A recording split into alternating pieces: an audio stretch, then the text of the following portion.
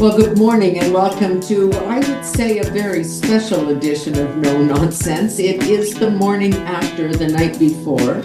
We do have a new Liberal government, a fourth term with a new leader, Mark Carney, but it is still unclear whether that's a majority government or a minority government. The Conservatives defied some of the odds and improved their vote and their seat count. But Pierre Poilievre lost his own riding, which is very difficult in a major party to see. We understand Jagmeet Singh lost his. This happens from time to time, but this is really quite amazing. So we are going to look at this from all angles. Pollster Darrell Bricker, Global CEO of Ipsos Public Affairs, who's been with us throughout the campaign, historian, author, political analyst, co-founder of The Hub, a Monk Fellow, and we've got Sean Speer with us, who we talk to regularly on the podcast as well, as we do to economist Trevor Tombe, who is with the Macdonald-Laurier Institute, but also an economist at the University of Calgary. Gentlemen, good morning. Have you got coffee in front of you? I wish I did. Good morning. Yeah, already on my third cup. Yeah, exactly. That's where I am too, Trevor. So I just want to start with Darrell, if I can, because we spent a lot of time last night. I think all the television shows did, but Darrell and I were over there on Global talking about the fault lines, gender, geography, generational, new Canadians, old Canadians. There were so many fault lines, it's kind of hard to focus them in. So who elected Mark Carney? Let's put it that way. Who elected Mark Carney? People east of the Manitoba-Ontario border, people mostly living in downtowns, Canadians who are older, so baby boomers, and disproportionately women elected Mark Carney. So the people who were very intrigued by the ad that Mark Carney ran at the start of the campaign with Mike Myers, in which they were talking about things from the 1970s, about what that Canada was. Those are the people who basically voted for Mark Carney. The people who voted for the Conservatives weren't those people. They were the younger generations. They were more Western Canadian. They were more suburban. They were definitely more rural and smaller town. And it was a completely one of the biggest fractures I've actually seen in terms of demography and geography in Canadian political history. Sean, jump in.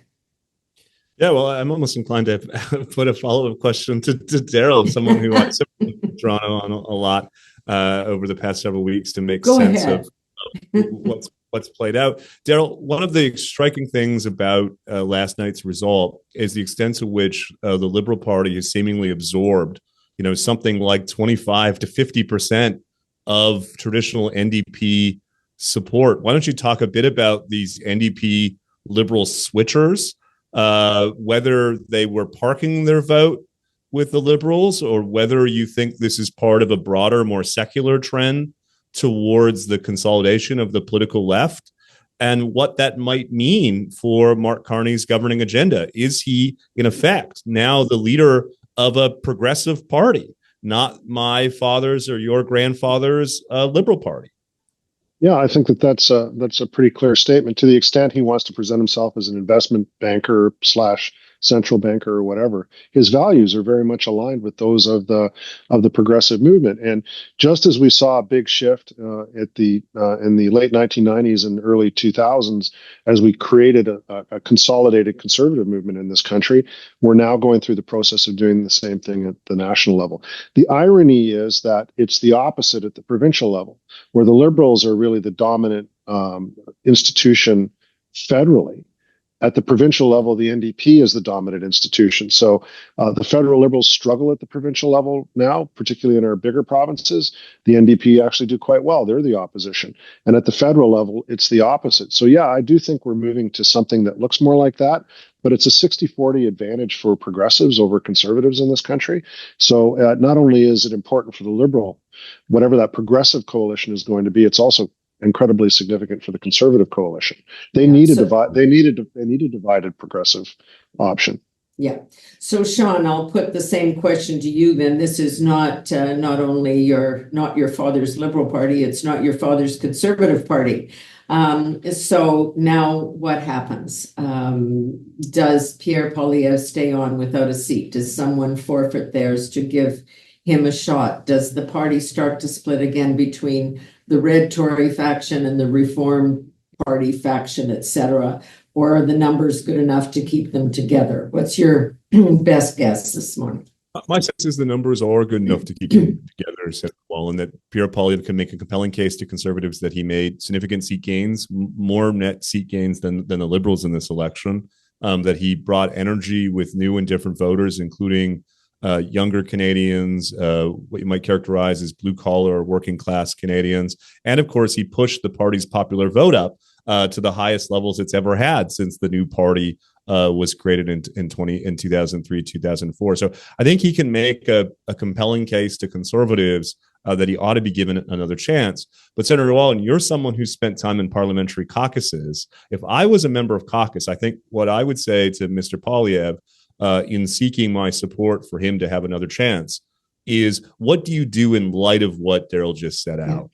If we're in a world of two-party races, and Pierre Poilievre has just pushed the ceiling of the Conservative support to something like 42%, the highest it's ever been.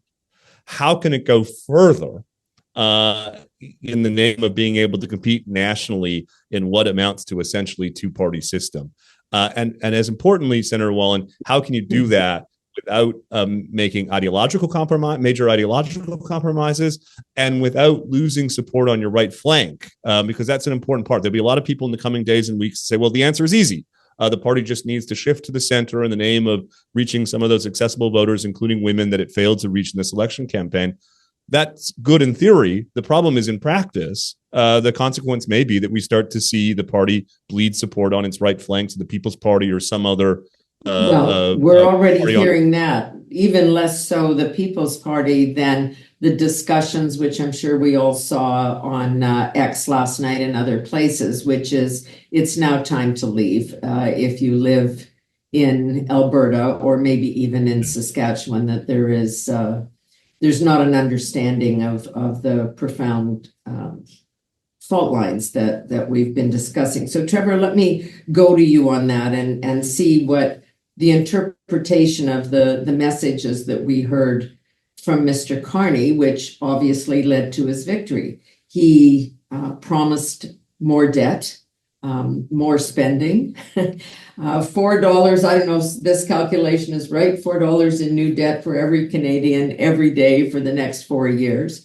more COVID-type programs to deal with the fallout of tariffs and what that may mean, and not real clarity on what he fundamentally believes about taking oil and gas out of the ground and building pipelines to either coast so it might get to customers other than the United States of America. I know that's a big chunk, but jump on.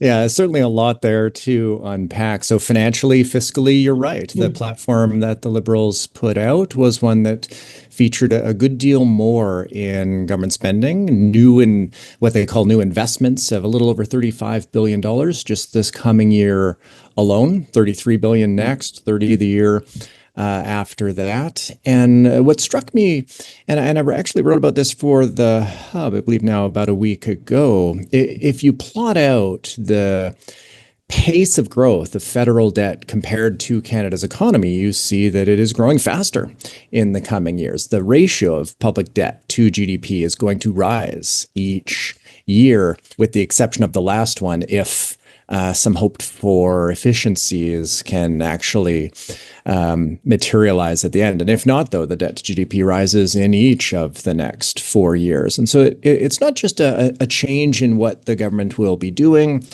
spending on new programs that one can, debate the merits of pro and con. It's a reversal of the government's own what's called a fiscal anchor, something that we can use to kind of pin down the overall financial trajectory of the government into one that, for me at least, raises some concerns. And I don't want to, overstate the case here. We still have a relatively low level of federal debt compared to many other countries, but it's that increase in the debt to GDP ratio over several years that can't go on forever. I mean, that is literally the definition of unsustainable fiscal policy.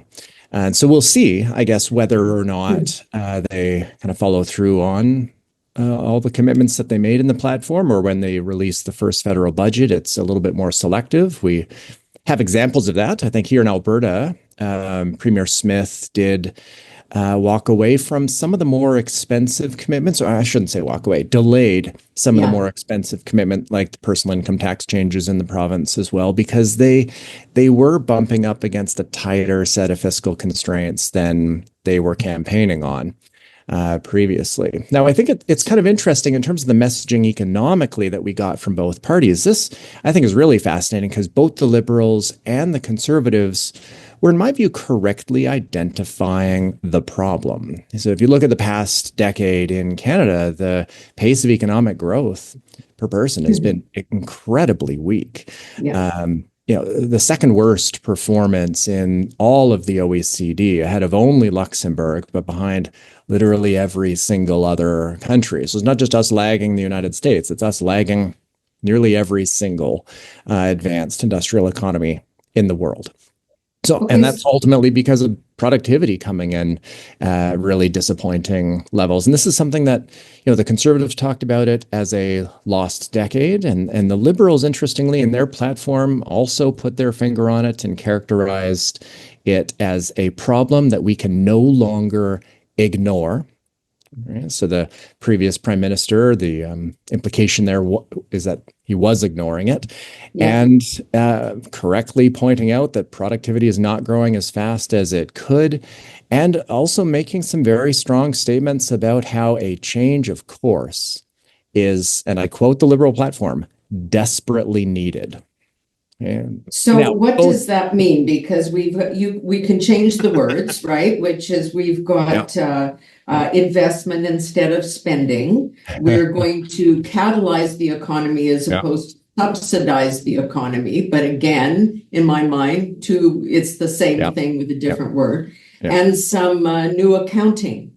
So that we will balance one budget, but we'll spend over here in the other budget. So is this smoke and mirrors, or is there some economic sense to this? There's certainly a very big difference between the two parties in terms of how they hope to address the problem. So slow growth, weak productivity, lagging investment, that's a problem they both agree on.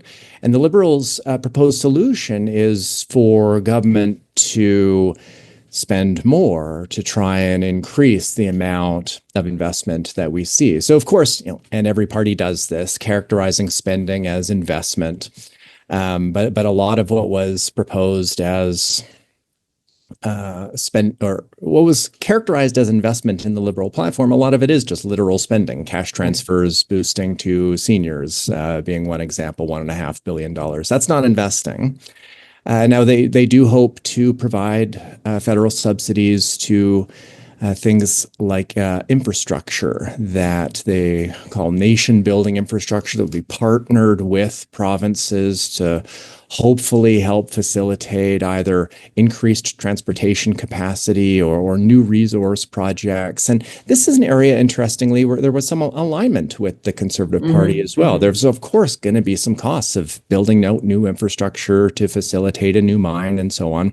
The Liberals are going a little bit beyond that, though, hoping to, I guess, boost investment in lots of different areas, literally picking winners. And they use that language in the platform, too, betting on winners. Now, we'll see whether that's successful or not. I do tend to think that it's really hard for governments to provide subsidies to expand activities in sectors that actually make economic sense. If something has, if it's if it has the economic fundamentals that are there, then we should ask the question why investment's not occurring. And often it's uncertainty or regulatory changes, policy uncertainty being very large in Canada right now. And so it's something where, I guess, depending on how the subsidies are structured, maybe it makes sense. But that's something to keep an eye on for sure. Let me go back to Darrell. Yeah, go ahead. For a second, and then maybe Darrell would be well placed to follow up. I mean, Trevor is so dispassionate and thoughtful. It's the reason we all love him as an analyst. But I mean, in effect, he's getting at something that Darrell said earlier, which is that there's this growing convergence between Mark Carney's own dispositions about the role of government in the economy, the importance of "quote unquote" catalyzing the energy transition. He's talked, for instance, about keeping as much as 80% of Canada's fossil fuel reserves, "quote unquote," in the ground. He has, I don't say this disparagingly, I say it observationally, kind of progressive views on these questions. They converge with this growing shift in the center of gravity of the Liberal Party itself. And so I just think it's fascinating to think about. For most of certainly my lifetime, and I think the work that you, Senator Wallen, and you, Darrell, did, through the 80s and 90s, we had a kind of confluence of views, a shared understanding of markets, the role of government, the importance of competitiveness, a commitment between both parties on balanced budgets. That's been blown open. I think we have a kind of more polarized, conventional sort of center-right contest on these questions than we've had in a long time, and that partly reflects what I raised earlier, which is this. I think one of the major takeaways for me out of this election is that we are now moving to a two-party system in Canada,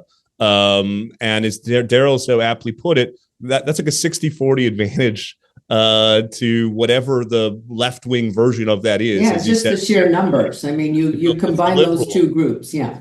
Yeah, and so we're going to have, that's the best part about all this, I think, if you're interested in ideas and policy. We're going to have some really big debates in the new parliament about developing our resources or not developing our resources, running deficits or aiming to higher deficits or aiming to bring the deficit to something approximating a balanced budget. The role of government. I mean, in a way, I didn't get to go through all of that because when I arrived on the scene, we inherited the kind of, Donald McDonald to Brian Mulroney, to John Chrétien, to Stephen Harper consensus. That's been blown open. And in that sense, I think these debates about political economy are going to matter more than they've mattered in a long, long time.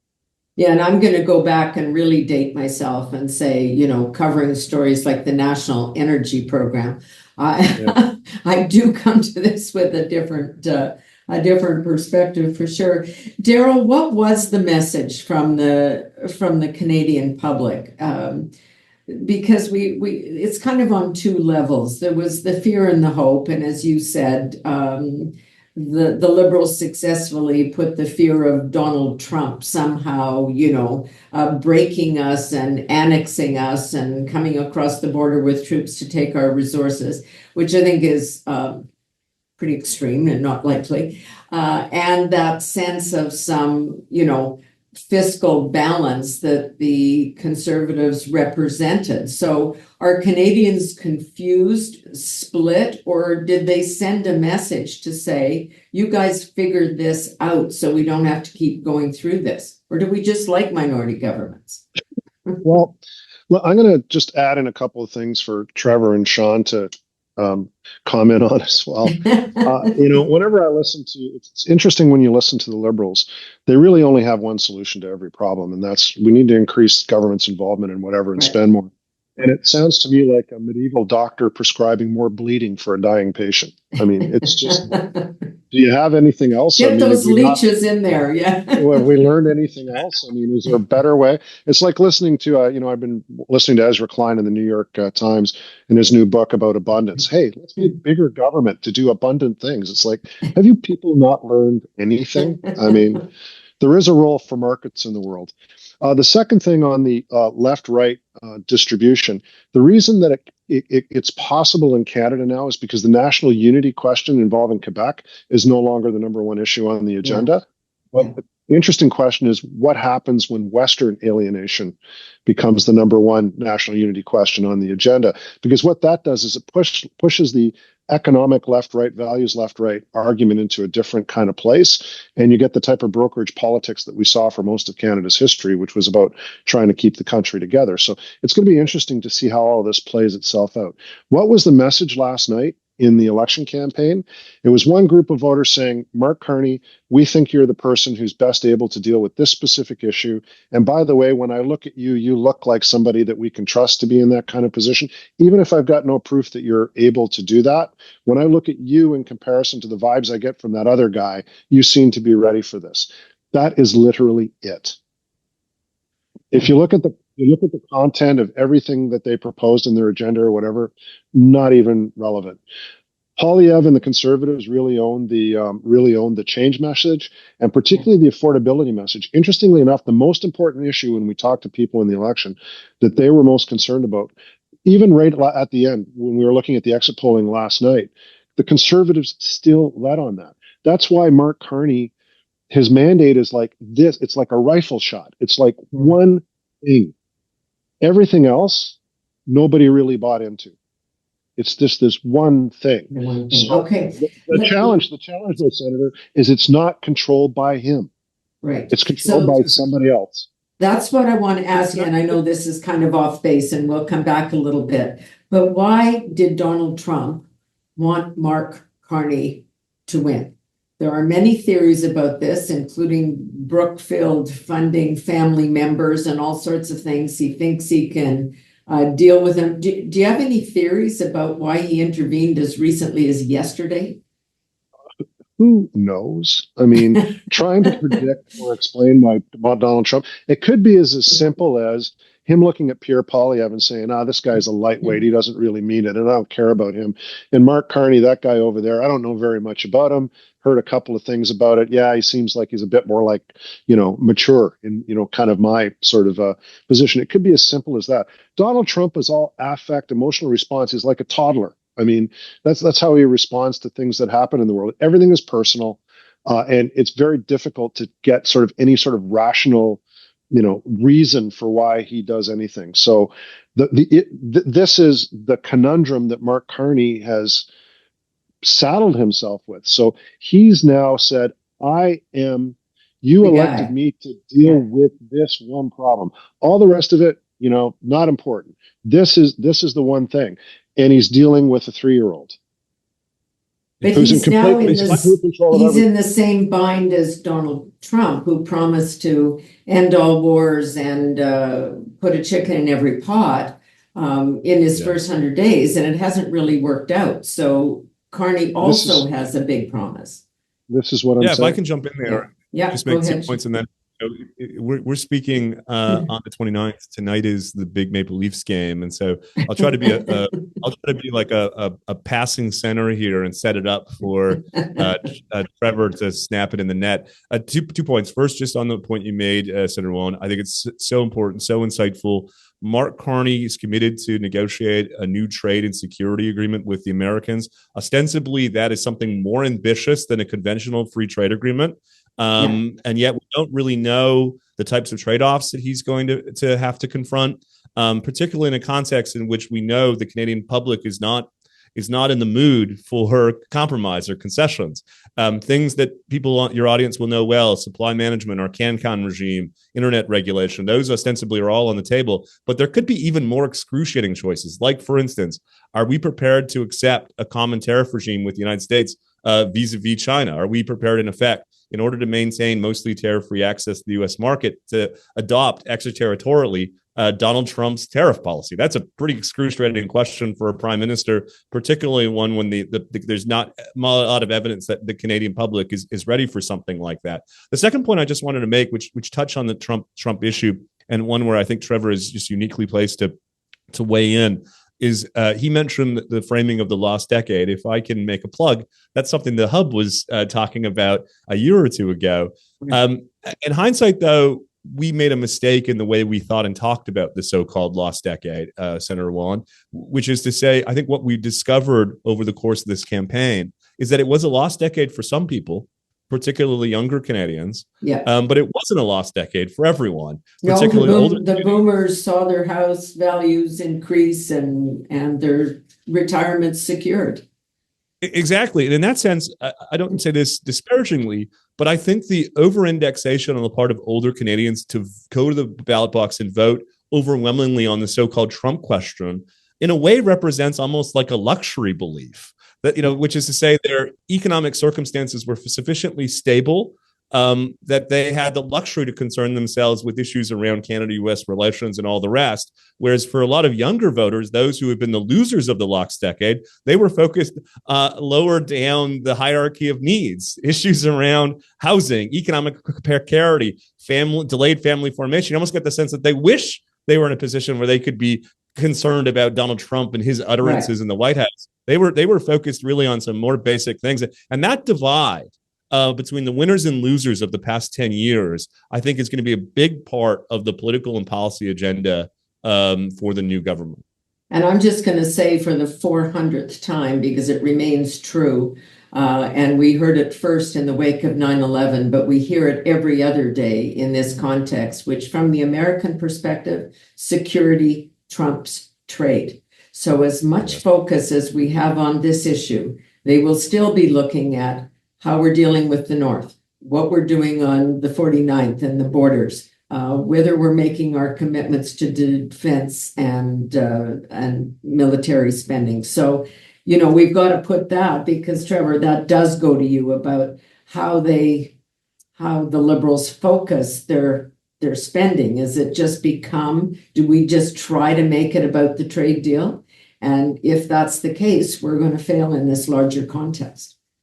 Yeah, so I don't have the expertise really to comment on military policy or where that spending should be. To the numbers, but I just wanted to put it in that frame. Should be placed, yeah. And in the platform, at least, the increase in the military spending that they've booked. I mean, this kind of depends on how you treat capital versus operating. So there's kind of simple increases that they may do in the short term, increasing salaries and wages for troops, maybe increase recruitment efforts, things like that. And then, of course, there's the bigger capital expenditures, especially in the North. And how does that tie into infrastructure for resource projects? Are there opportunities to kind of both increase our ability to trade and military capacity itself? So I think about some infrastructure like the Port of Churchill potentially having multiple uses, or do we build out air bases that have also the ability to improve our ability to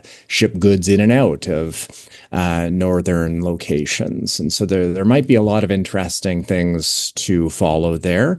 To Sean's point about the intergenerational issue, this, I think, goes far beyond housing as well. Yeah. The period of high inflation that we've gone through, you think might be something that is an equal burden on all Canadians, but among older individuals, incomes are typically indexed to inflation. So the Canada Pension Plan, for example, old age security, guaranteed income supplement, they grow when inflation increases. And so the purchasing power of those income support programs, which have been made increasingly generous in recent years, cushioned older Canadians from the burden of inflation. And then how we sought to bring inflation down is increased interest rates, kind of the standard tool to ease price pressures. And increased interest rates mean higher income for those that have larger pools of investment. And so we've seen throughout this period of high inflation that older Canadians' disposable incomes the purchasing power of them actually grew. Independent of their wealth also increasing because of the value of homes. And so what we've also seen in this campaign is, think about last year, the Bloc motion to boost old age security yet again. Commitments by the Liberal Party in the platform to provide $1.5 billion roughly in increased income to elderly Canadians this year and next. And so I do think there's a really big challenge there, a longer term challenge, because these programs are only becoming more expensive as older Canadians account for a much larger share of our population. It's a burden federally because of old age security. It's a burden on provinces because of healthcare. And if you think about where public finances are headed by the end of this decade and into the 2030s and beyond, aging populations are going to be an incredible strain that will almost surely crowd out other priorities, whether they be potential tax reductions or the need to increase spending in other areas like the military. And so I think we do need a deeper rethink of how we structure public finances and where our priorities are. And that would be very difficult, regardless of which party formed government. And the other issue, which you add on those inevitable spending increases that you've just laid out, is Prime Minister Carney's view of climate and energy. If you are really headed quickly and dramatically toward net zero, that comes at a huge cost beyond taking it out of the ground and selling it to somebody on the conventional side.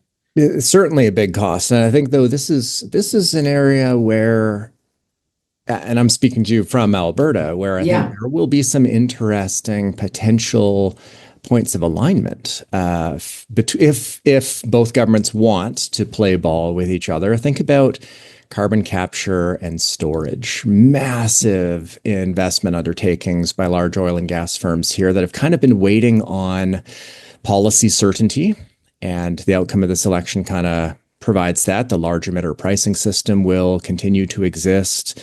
Potential policies like what are called contract for differences that allow firms to kind of lock in the future path of prices. Those are likely going to continue. The desire of the federal government to provide investments in large-scale, what they characterize as nation-building infrastructure, which very well might include infrastructure that aims to lower emissions. And the provincial government in Alberta also very much in favor of increased investment in carbon capture programs, because these are significant multi-billion-dollar undertakings that would have implications for the construction sector, for employment and jobs throughout the Alberta economy. If there can be a deal on that to actually move forward on some of these major infrastructure projects, that could be a very interesting joint win for both the federal and I think the issue around that, Sean, just let me, is that we've seen massive investments from government in green technology, EV battery plants that were out of date before they built, have closed down or moved to the United States. Like, people are going to be a little skeptical. Yeah, Trevor's coffee is half full. Certainly, I mean, I think this in a way is a setup for you and Darrell, because it speaks to something you alluded to earlier. If you look at the map from last night, it's blue from the lakehead to the Pacific Ocean. There is something, and there is something I think in the minds of a lot of Albertans and Saskatchewanians that's structurally wrong with our politics, which is to say, we've now had 4 successive elections in a row where Albertans and Saskatchewanians have overwhelmingly voted Conservative, something north of 50% on average. And they've had their political preferences effectively undone or vetoed by Canadians in other parts of the country. They've had different Conservative leaders. They've had different conservative policy agendas, and in each case, they've affirmed them overwhelmingly in high numbers, and yet they haven't got the outcome that they're expressing at the polls. To their credit, they've not questioned the validity of those outcomes. There's not been challenges to the kind of system. It's just that there is a asymmetry baked in to our national politics that presently disadvantage those prairie provinces, and you just get the sense, Senator Long, when I talk to people, particularly in Alberta, that they've reached the conclusion that it's just not working for them.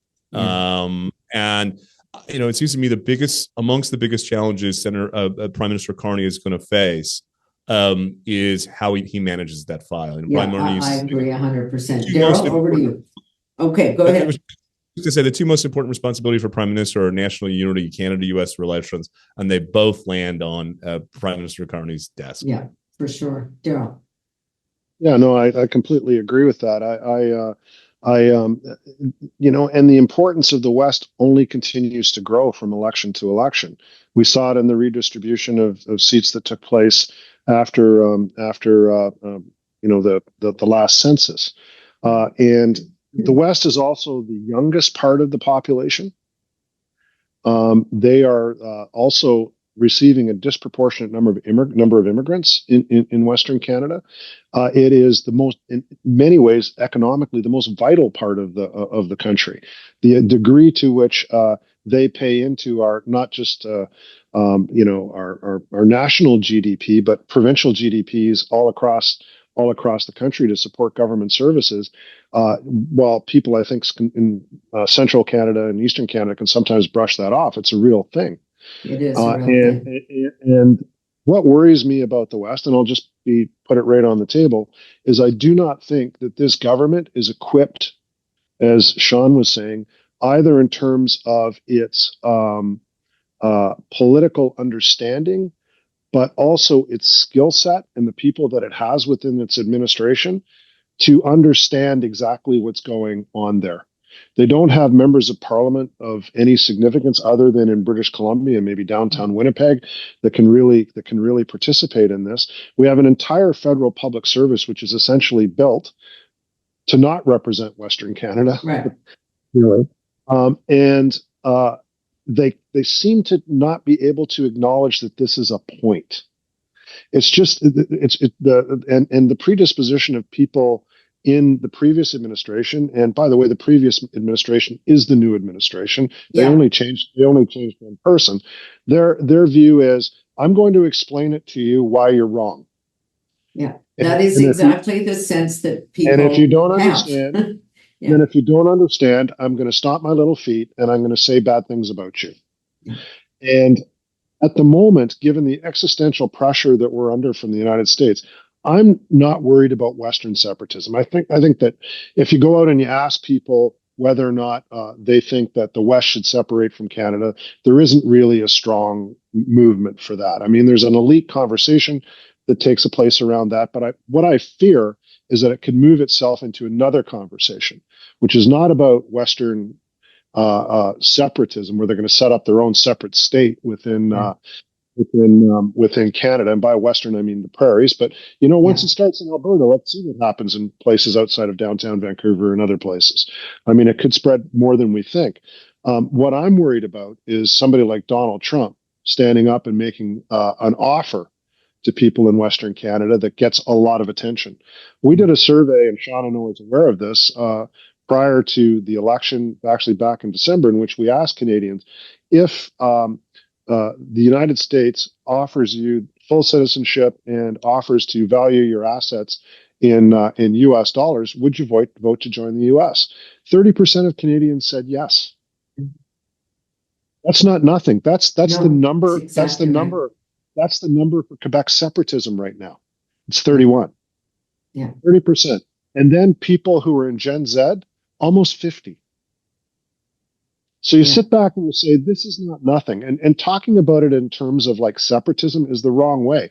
It's really talking about it in terms of what Donald Trump, the little kid in the Emperor's What's on offer. Yeah. The little kid in the Emperor's new clothes and stands up and says, don't you realize this guy is naked? Except he stands up and holds up a map and says, what is this line for? What is this line for? Yeah. It used to be defended by our presence in the British Empire.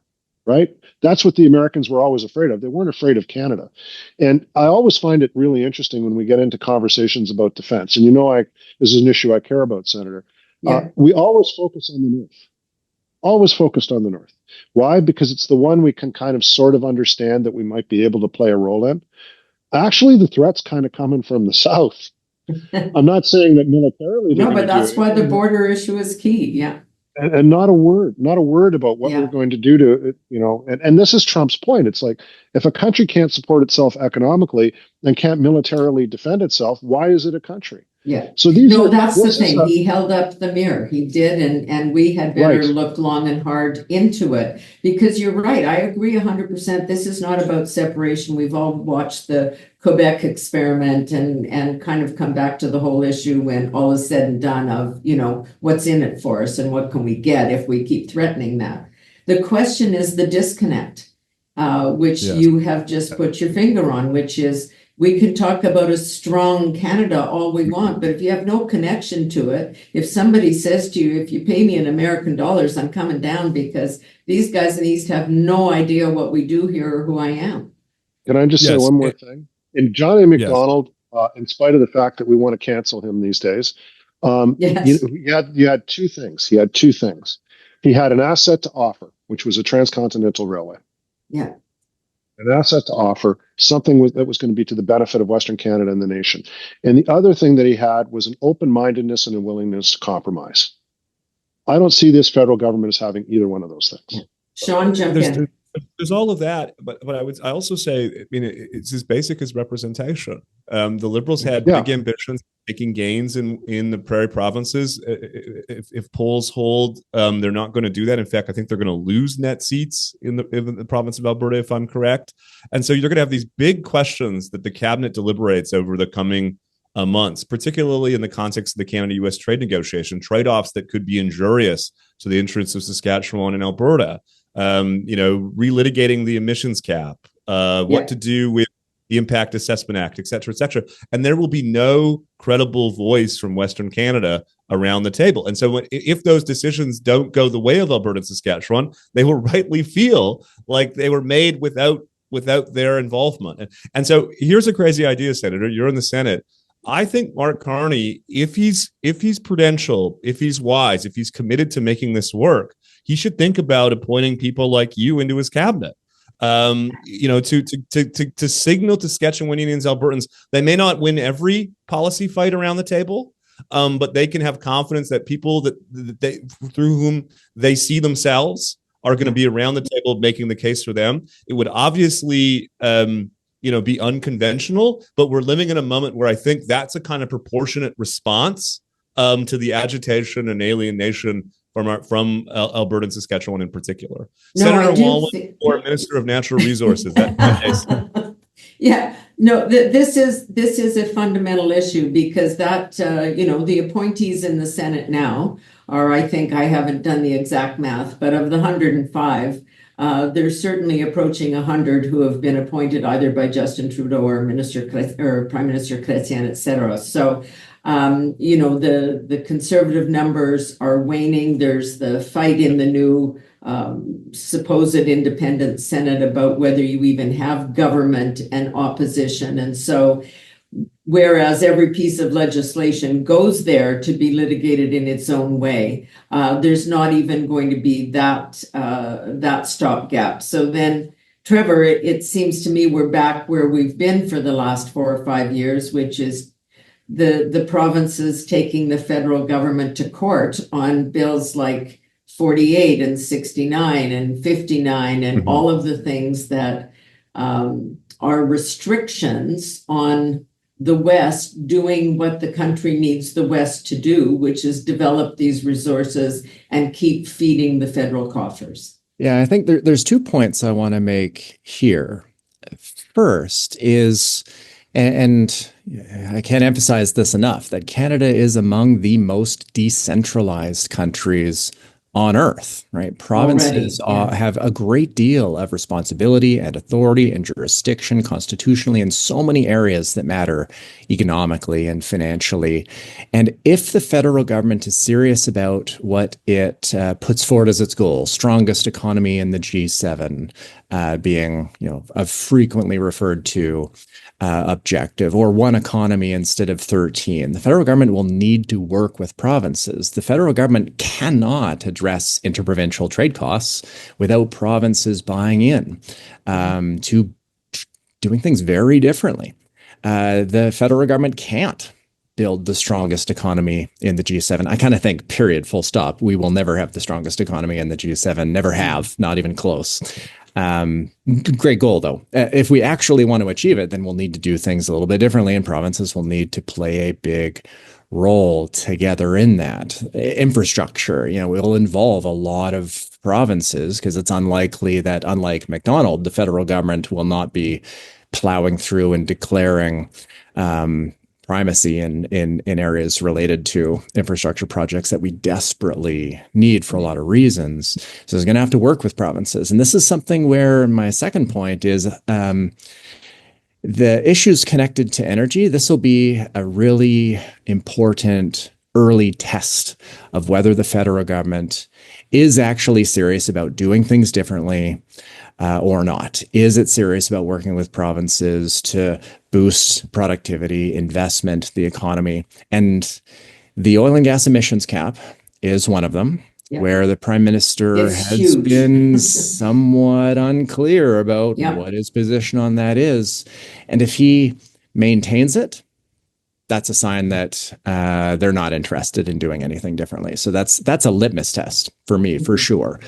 Do we abandon what is, I think, objectively not ideal climate policy and not ideal policy in general? An emissions cap is a production cap, and almost everybody agrees to that. And I'm just going to throw in, it impacts the agriculture sector every bit as much as the oil and gas energy sector. And then second is infrastructure. Is it going to be just the favored types of infrastructure, transmission lines, and maybe port expansion, that sort of thing? And don't get me wrong, I think both of those would be great and well needed. Or does it include pipelines, and does the federal government lean into that? So I think if we do eliminate the emissions cap and meaningfully move forward on pipeline infrastructure and other infrastructure where the federal government defers to provincial assessments, as again, the Prime Minister has talked about and included in the platform, which would kind of be a step back from the federal impact assessment approach. If they do just those two things, I think that would be a very clear sign that they're interested in doing things differently. And that would be a benefit not just to the West and to the energy sector, but to the approach of the federal government on issues that would improve the economy right across the board for the country as a whole. Let's begin to wrap this up. And I guess because we're still waiting for the numbers, I see that the Liberals have moved up to, I don't know how firm that is. That must mean a couple of those ridings switched back. So there is still obviously the option of majority government, slim though it may be. Darrell, what's the question that you need to ask of Canadians going forward in this very divided mindset, almost regardless of what the numerical outcome might be like, and getting to the points that Trevor was just raising, which is there are going to be a couple of key litmus tests of this government very early on in the minds of those people west of the Ontario border. Okay, so the first one is, I can tell you based on the election day polling that we did, that Canadians want things to settle down and they want stability in our national government. There is Mark Carney is been selected to do a very specific thing, which is to deal with Donald Trump in the United States. So in the immediate term, that obviously has to be his priority. In the longer term, I actually think that the more difficult question for him to deal with is going to be the national unity question. Based on the coalition that he's got and the realities of what's happening to Canadian demography and the detachment that I think has been so well described by both Sean and Trevor of Western Canada, particularly the prairie provinces from Ottawa. So the longer term is going to be more about, are you a difference or are you a continuation of what existed before? Are you simply the same wolf in sheep's clothing or sheep in wolf's clothing or however you want to describe it? And it's still that same old, federal government run from Ottawa way of looking at things, and the way you look at everything that happens in the provinces is not as partnership, but as a challenge to your authority. I mean, if that's what it's going to be longer term, then he's going to have a very difficult term as our prime minister, and I don't know how long his government will last. I'm very worried about national unity, the national unity question. I think it's like we said before, it's one of the two existential crises that this country is faced with, and any political leader is faced with. I think that Canadians feel they picked the right leader for the first one. I don't know that they understand how important the second one is going to be, and whether or not he's suited for that job. I'm going to show my age here. I made a reference earlier to being a working reporter through the NEP and all of those things, the energy program. But I also remember the words of the late Senator Keith Davey, who was a key advisor to Pierre Elliott Trudeau, the dad. Rainmaker.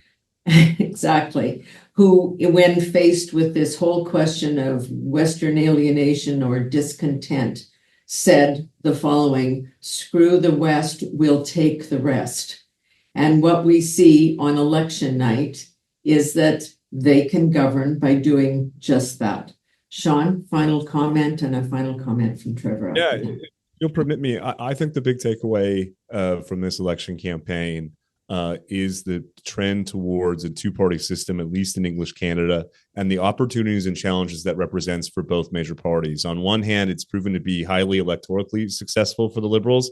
On the other hand, I think it poses some governing risks as the party becomes a more of a progressive party than the conventional pragmatic centrist party that it's been for a long time. And I think that's going to impose a bunch of trade-offs for Mark Carney, ranging from energy, as we've been talking about, to Israel, Hamas, to a whole host of issues that is going to make, I think, governing that coalition pretty excruciating. For the Conservatives, the opportunity and challenges are kind of the opposite. On one hand, the party has made big gains in this election campaign. It's pushed its ceiling up as far as it's been at any time in the past 20 years.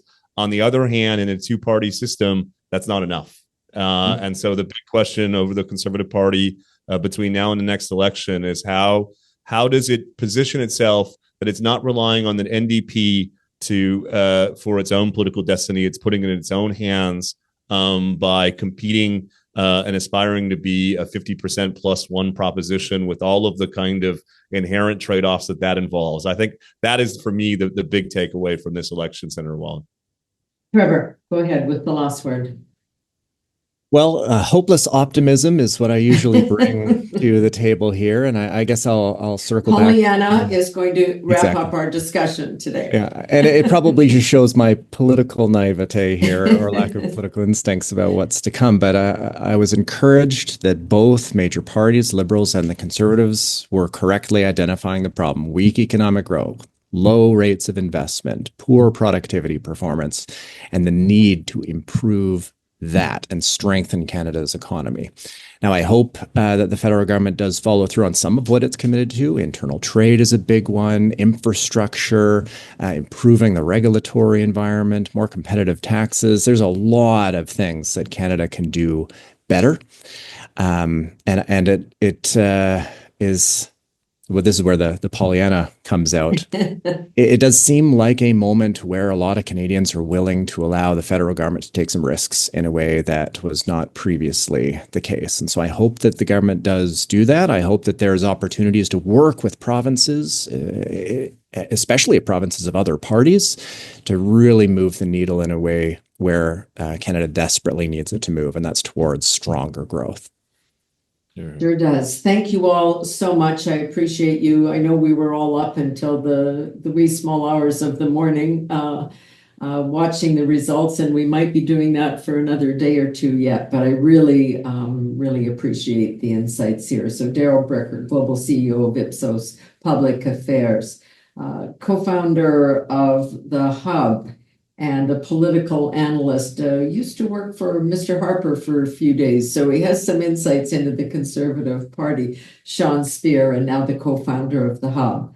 An economist, Trevor Tombe at the University of Calgary, also one of the big thinkers, and you can find him at the Macdonald-Laurier Institute or The Hub or on the pages of many of our newspapers. So three of the smartest guys in Canada with us today, and I really appreciate your time. Let's all keep watching as we move forward. That's it for this edition of No Nonsense with Pamela Wallen. We'll all talk very soon. Thanks.